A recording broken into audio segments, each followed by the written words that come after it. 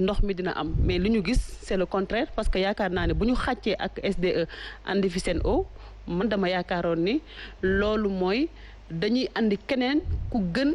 ki fi nekkoon mais tey dafa mel ni situation bi bàyyi woon fi sax SDE moo tane parce que ñàkkum ndox en pleine capitale wax dëgg yàlla gëj nañu ko gis trop te ci jamono joo xamante ne nii wax nañ ni Kër Momar Sarr 3 pare na wax nañu ni xaalis bu takku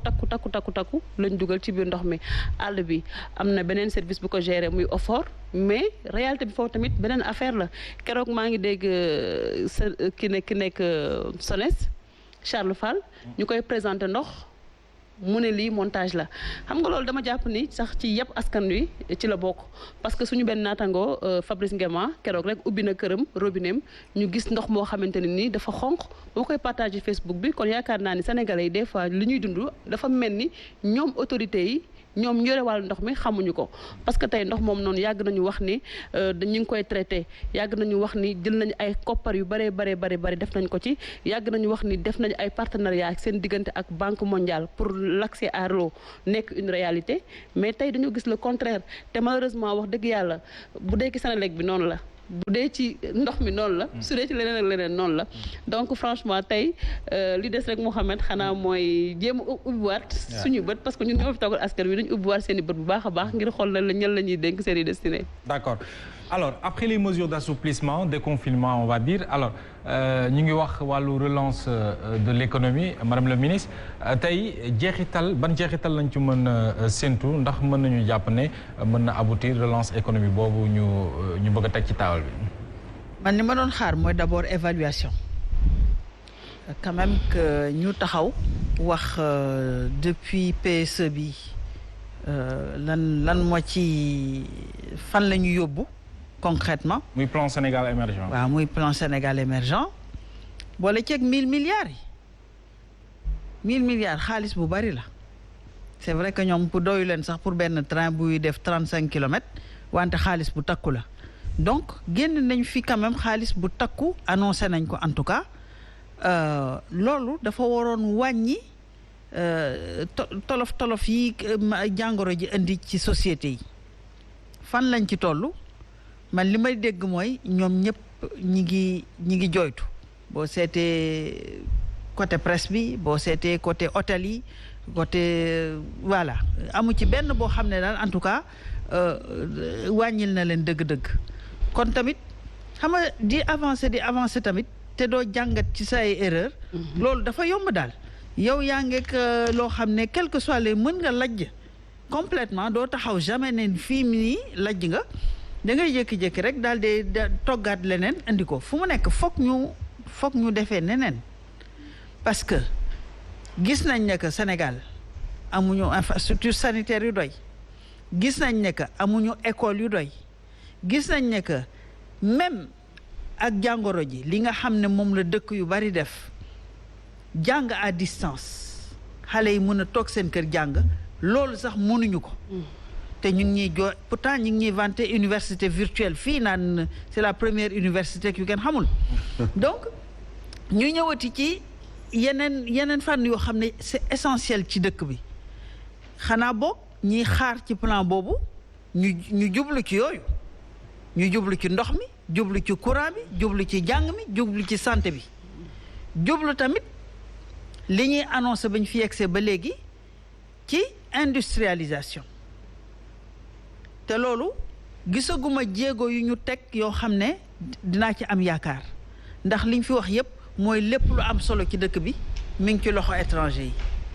te ñoom ñoo leen jëli ñoom ñoo leen indiwaat ñoo leen dooleel kon yooyu yépp ñooñu seen contrat yu dëgër lañ yore de doo leen fi jëlee noonu doolu dañ leen fi xàllal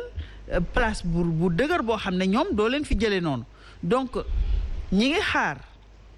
au-delà de ay séminaires yeeg chiffres yeeg ak yooyu yëpp exactement lan lay indi boole ceeg dañoo teel a wax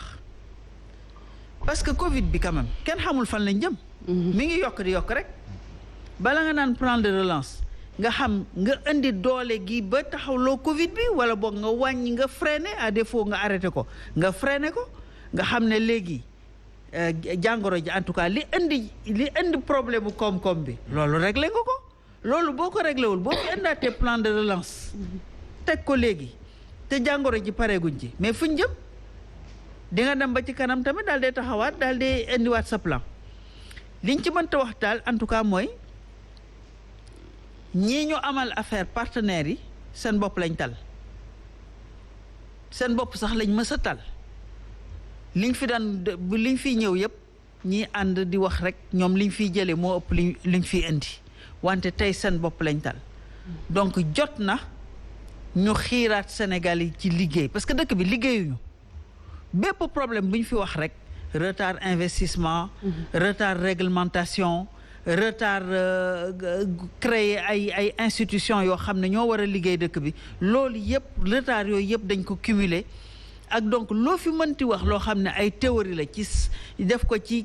xaatim ko ci ay kayit def ko ci ay séminaire te nit ñi delloo si waatoo liggéey ak dëgg nit ki nekk au centre ci li ngay liggéey tabax sénégalais bi nga xam ne moo war a indi def plan de relance boobu war ko dund jeunesse bi war ko fekke war ci jàpp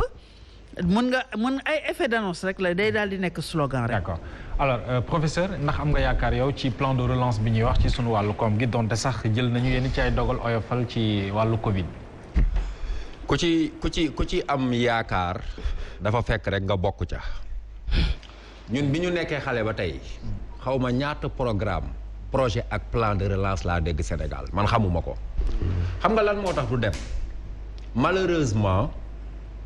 comme ni ko waa ji di wax l'économie est capable de transformer la boue en or dañu yaakaar ne tey mbir mi lépp économie la plan de relance économique dafay ànd ak plan de relance mentale moo koy soutenir Mbaw wax na ko léegi xam nga Mouhamed gis nga bu fekkee sa biir day daw nga jël karité di diw ci sa bopp doo mës a wér ñun li nga xam ne nii mooy les valeurs du développement muy les 3T dañ ko mës a négliger au Sénégal te kenn ku nekk fii ci studio bi mënu koo weddi kenn ku may dégg mënu koo weddi muy le temps comment peut-on développer un pays alors qu'on ne maîtrise pas le temps tubaab bi bañ ba jël une montre fermer ci l'aiguille et le temps fixer le temps dans le monde ñëpp naan tey mi ngi ci 2020 la transparence bi ñu créé Ndoumbelane avant ñuy créer Ndoumbelane avant ñuy créer Sen TV avant ñuy créer leneen ak leneen ba tey scandale sur scandale scandale sur scandale muy ñaari tee beneen bi mooy ñun duñ liggéey dañoo bañ liggéey ba nga xam ne Ablaye Wade bi mu ñëwee daf ñu koo defal wëy pour bàyyee ñu ko mais c'est un peuple sourd c'est un peuple amnésique parce que ni ma koy waxee c'est un gouvernement sauteur de priorité lijjantiwul ay priorité gis nga relance économique tant que ñu ngi am ces mauvaises mentalités jukko yi par exemple li ma la ciy mën a wax mooy tey comme suñu 1000 milliards yi li ñuy toogee chaque jour naa ñu diw dee na ñaar dee na ñetti dee na ñeenti dee na juróomi dee na lan moo tax chaque jour mënuñu defal un bilan un point de bilan de notre argent mu lëndëm course de Sénégalais yi kenn xamul fu mu nekk plan de relance économique pour ñu mun ko def dañuy relancer jukko yi ba pare nee naa leen mbir mi du un philosophe moo ko wax parce que bu ko un philosophe waxoon ñu ne ñoom ils sont aériens mais le prix Nobel de l'économie Amartya Sen moo ne la vertu renforce l'économie alors que Sénégal amuñ vertu saaga Cissé Lo yi ak leneen c'est parce que ñi mu seqal dañu manqué vertu comme li ñuy wax di ko bëgg liquider ak leneen plan de développement relance du fi mën a am damay terminer rek di remercier koo xam ne vraiment mi ngi ñuy suivre tout le temps muy Lamine Diédhiou il est en Allemagne ak Ablaye Ndour ak en France mais di jottali benn yóbbante ci Alassane Lo muy le professeur d'éducation physique Mohamed wala Bougane bu ngeen ñuy dégg war ngeen leen mën a invité parce que professeur d'éducation physique yi dañ leen a génne ci bac bi xëy na nag xanaa li ndox amul ci réew mi ñu xam ne élèves yi bu ñu demee def éducation physique bu ñu paree duñ mën a sangu mais du loolu parce que éducation physique xam nga ñoom dañ ko jàppee ay roulade alors que boo demee fi ñuy former professeur d'éducation physique yi c'est des psychologues nés c'est parfois même des sociologues dañu xam être humain te rien n'est plus profond n'est fondamentalement plus important chez un élève que de faire l'éducation physique dafay participer ci santé ba pare dinaa ci wax lenn pour daane entre nous nag bugguma ñu dégg ko am na élèves yoo xam ne bonus éducation physique lañ yaakaar pour jàll parce que ñoom école bi doole rek lañ fa indi. mi ngi noonu kon plaidoyer bi dégg nañu ko professeur alors Omar Talla ñu ngi wax wàllu relance plan de relance ci yëm ci wàllu koom. ginnaaw ba ñu déconfiné alors yow sa gis-gis ci wàllu woowu. waaw damay nuyu sama ñaari xarit yoo xam ni dañu xarañ ci wàllu boobu muy professeur Meissa Babou ak sama copain Ndongo Samba Sylla donc pour wàllu réew mi am na ay économistes mais est-ce que ñu ngi leen di déglu wala est-ce que ñu ngi leen di boole xam nga sànq bi may wax dama ne la France daa ubbi école ñun ñu ubbi France déconfiné ñu déconfiné c'est-à-dire même verbe bi le mot là dañ koy jël sax quoi on te parle de relance économique France bi foofu la toll yow nga ñëw wax ko mais xam nga dañ fi doon wax naan am nañ croissance alors qu'on a une croissance extravertie c'est-à-dire croissance boo xam ne ñi muy jëriñ du waa réew mi mais wax naa la sànq léegi ma ne la réew moo xam ni sa secteur yi gën a stratégique maîtriser woo ko sa ndox ak sa énergie say télécommunication Orange mu ñuy ngàcc dañu bëgg a rey sa autoroute à péage plutôt parce que man mii ñibbi Pikine fa laay càng boo leen fayee doo wàcc nga way wax waxu relance économique gis nga dafa doon fekk mbas bi su fekkoon nga am économie boo xam ne elle est compétitive fekkoon nga am sa tissu industriel mu taxaw mënoo ñëw nga signé ay APE wut ay accord de partenariat économique bëgg a compétir ak ñeneen ñoo xam ne ñoo la ëpp doole mbas mi su ñëwoon dafa fekk sa économie corona ba pare moom mu ñëw doggali ko donc déjà boo jëlee exemple Maroc dañu adapté seen industrie par rapport ak seen besoin dañu ñëw ñu produire seeni masque ñun tey suñu économie dafa am ni ñuy fàtte mooy l'artisanat tailleur yi uude yi ñi nga xam ne ñoom ñooy dans l'informel parce que secteur informel boobu nga nekk mais tey exemple li nga doon wax état dafa commandé 10 millions de masques man gis nga masque yooyu mais bu fekkoon ni boole nañ secteur artisanat bi ñu organiser ko yëkkati moyens yooyu au moins économie bi foofu dina rouler parce que njaboot goo dem professeur Sanoussi xam na baax li may wax tey day jàngale waaye bu xarul mat du fay luwaas du fay yeneen donc xam nga tey au moment où ñuy affaiblir suñuy secteur économique au moment où Sénégal bu ñu amee sax koo xam ni état bee ko waroon boot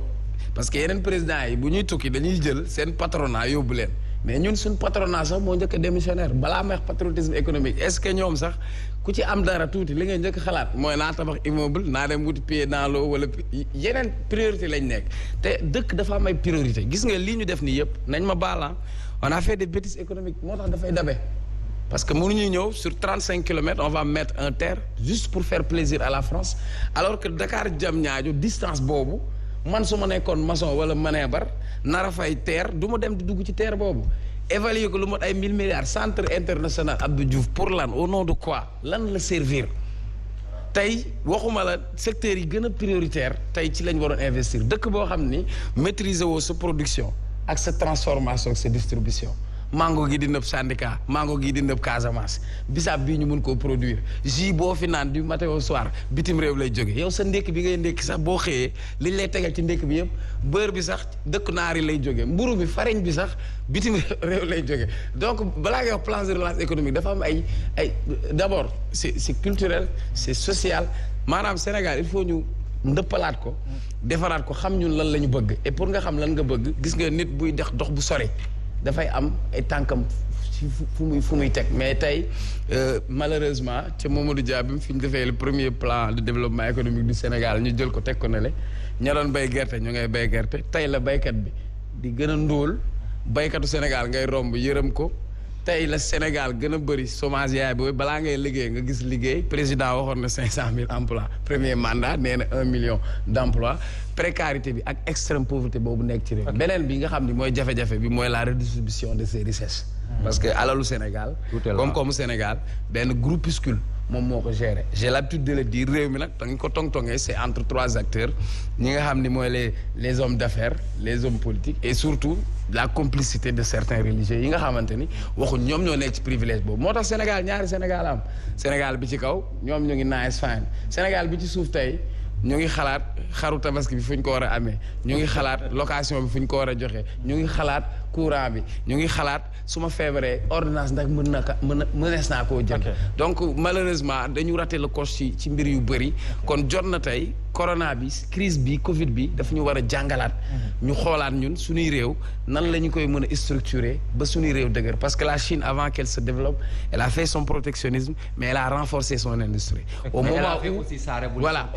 au moment où ñuy affaiblir suñuy paysans pour des multinationales pour ay investisseurs étrangers nan la ñuy fexe ba paysan bi dootul nekk juste un saisonnier buy bay ci ñetti weer mais ñu dooleel ko ba nga xamante ni ñun dinañ dundal suñu bopp parce que mënoo wax économie bi ñu on a l'impression qu'on règle une crise alimentaire le président dafa doon wax autosuffisance en riz mais ceeb bi ñu rangale port yëpp di ko séddalee ñu naan ceebu Mansour bi kii jot na ak jotul ceeb boobu fu mu jógee du bitim réew tant que nag réew moo xamante ne li muy dundee bitim réew la ko yaakaar li Thomas Sankara waxoon rek il faut produire ce que nous consommons et consommer ce que nous produisons moo tax mu consommer bu mel nii waa Pikine na ko ñëw daaw rek waaw on peut pas être mënuñu nekk ci relance économique ci situation boo ma ci nii ne ñii di feebar mi ngi yokk feebar baa ngi fi ñu ngi vivre avec le virus France bi muy def relance économique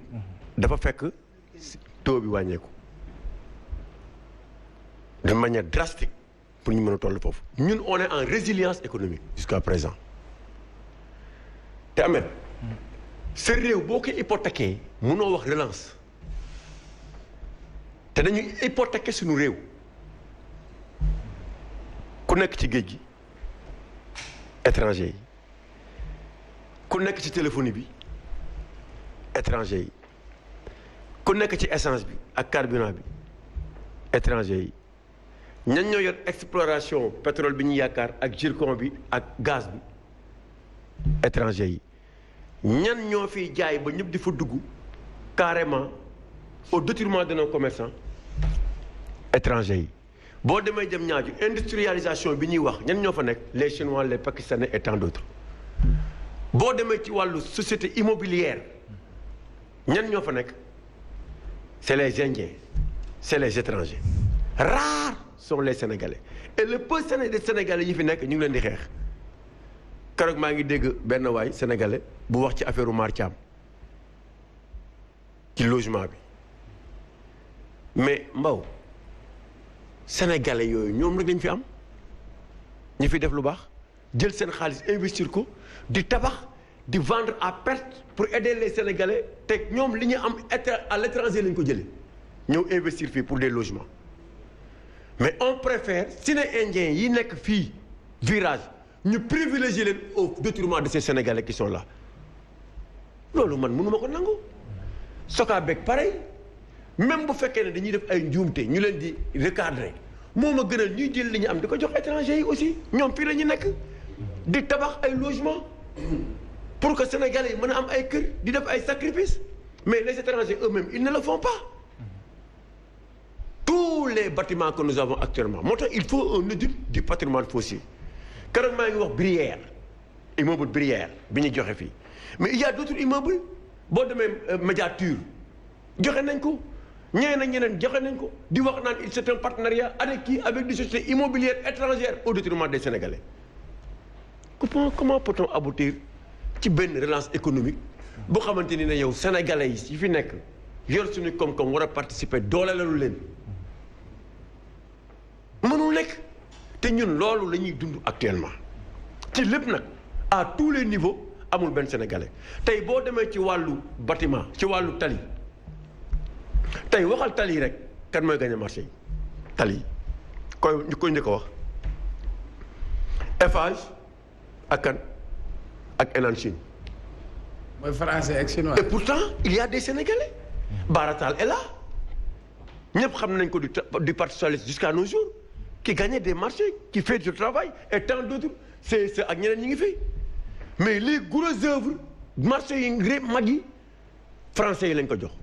mais autopont bii sénégalais yi mënuñu ko tali yi ñuy defee nii sénégalais yi mënuñu ko yi ñuy bëri sénégalais yi mënuñu ko qu'est-ce qui nous empêche de procéder à un partenariat lépp lu sénégalais amul ñu def un partenariat comme ce qui se passe en France ou ailleurs am na marché yoo xamante ne on n'ose pas donner ça à un étranger dans le pays pourquoi ñun ñu koy joxe à des étrangers mënuñu def relance économique te yow dafa sax puso Ahmed boo demee ci terre bi laaj ko fi muy jëndee puso xam nga dafa néew lu ndaw la mais puso bi dañ koy importer tu parles de relance économique au moment où à l'étape actuelle où nous sommes tu es à plus de 10 000 milliards de dettes intérieures comme extérieures